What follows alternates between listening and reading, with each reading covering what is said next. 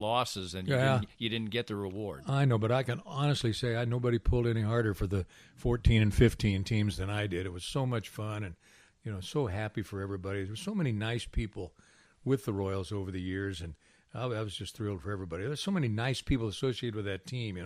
The Mike Sweeneys of the world, some of the best people you could ever meet.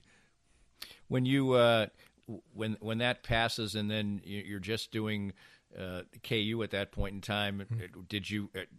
Were there any points along the way before you actually did retire that you thought about it, or was this always something you felt like you would just do for a long, long time? Well, Linda's situation played a role in that, and even just doing basketball and football, you're gone a lot, and she really needs somebody with her, and so that's how that came about. But I had a pretty good run. I mean, I did radio and TV play-by-play for 48 years.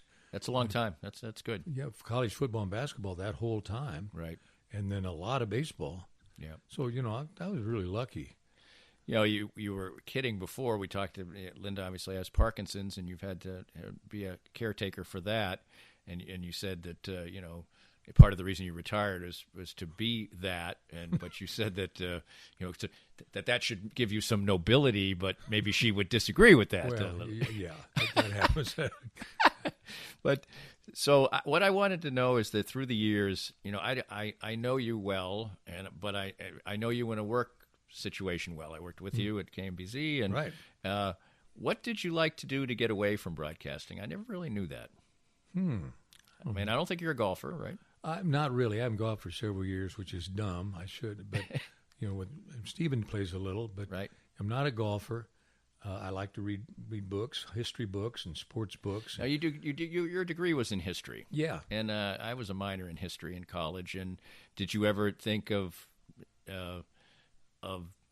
using your history degree? You went into law, but you just decided that as you said earlier, was always the thing, and I wasn't sure how I was going to do it. Right. When I got back from Fort Polk, Louisiana, I took some broadcasting courses, and the first job I got was the job in Hayes that I described to you earlier.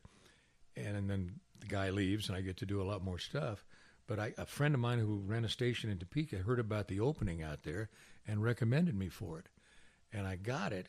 And the guy, Bob Schmidt, who's gone now, but he was one of, if not the best, certainly one of the best owner-operators Kansas broadcast history.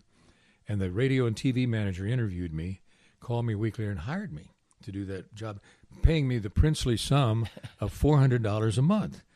And I was thrilled to death.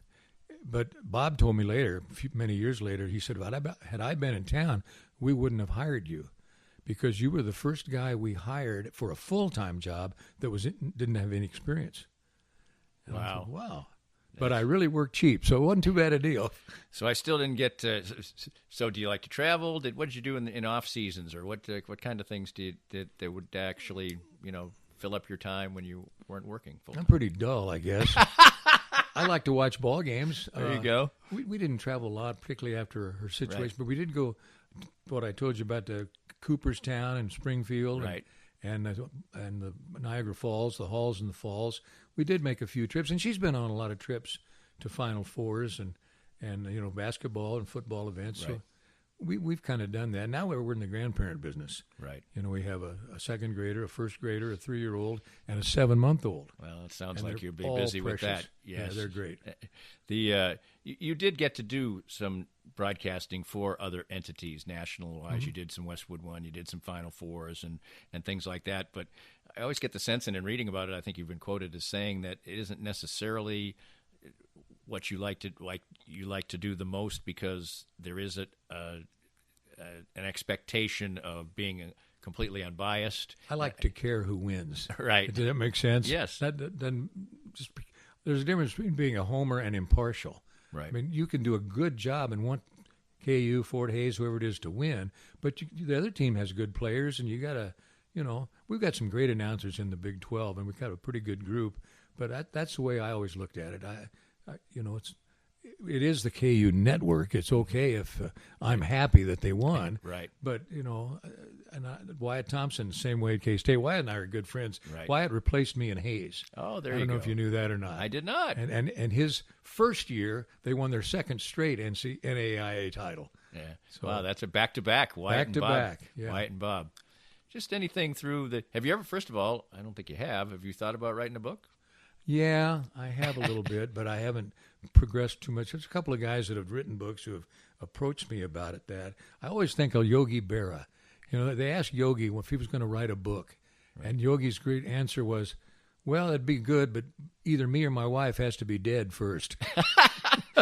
I know what he means, because yeah. I did write a book, and there's some autobiographical things in it, sure. But I was really nice to everybody in it. Right. And so I always joke with my wife. She's always said, are you going to maybe write another one, or maybe use some other stories and things like that? You have a story to tell. And I said,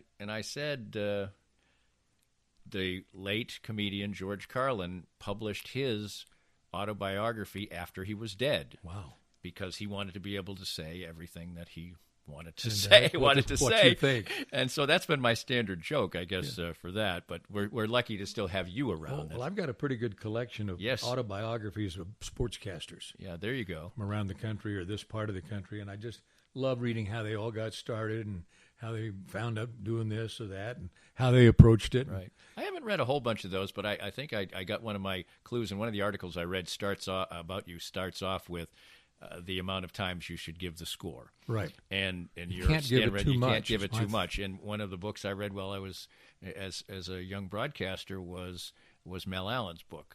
Uh-huh. And he had it when he did a baseball game. He had an egg timer. Yeah, and I think Red Barber did too. It was Red Barber. Good correction. Thank you. And he would just get to be empty, and we say, make sure it's time to say the score. And I think that there's a lot of, you'd be listening to the games a lot of time, and it's like 5-6 minutes. I don't know the score. Come on, I picked. I came in here. That's you don't have to do it on television. What your quote was that nobody has ever been criticized for saying the score too much. Yeah, you're right. And you can give the score, and somebody tune in right afterward. Right. Son of a gun, what's the score in the game? Who's playing and what's yeah. Right. What is your son has gone into it? I'm a second generation broadcaster also. I don't think I really did it because my dad did it, but who knows? Somebody who can psychoanalyze that. But and your son is living the hardships and the realities of the broadcast business. When you speak to groups or a college class or whatever, I always emphasize the fact that this is not a business, where you're trying to, get rich or whatever. Right. You better love this like a musician loves being a musician. What would be your message? My first boss said, this is a business, you literally have to love it. Or as my dad would say, the hours aren't good, but there's lots of them. Well, I talk about the importance of the audience and, doing it right and keeping your ego under control. Nobody cares about who you are, really. They want to know how the ball game's going. And I just really enjoyed that. I got to be friends with so many people around the state who I didn't really know. But, radio is so personal. Mm-hmm. I guess maybe TV is too a little bit now. But, one guy with a radio in his car or in the shower or, right. How more personal can you get? But, yeah, I just think it's such a wonderful method of communication, particularly the one-on-one aspect. I always learned you got to pick out somebody is listening, broadcast the game for that person.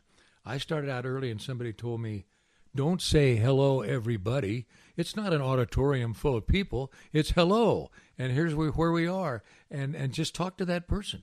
It's one-on-one, even if there's 1 million people listening.